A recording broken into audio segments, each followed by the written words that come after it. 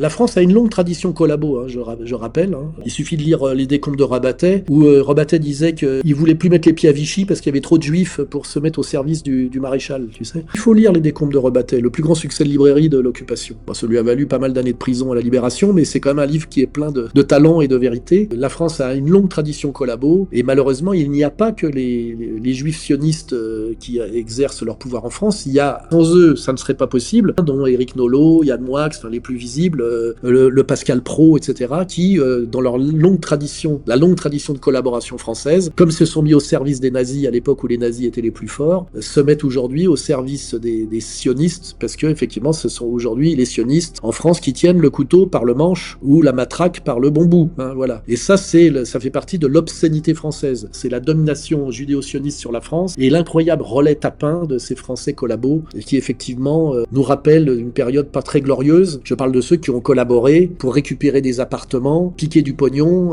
le collabo dégueulasse,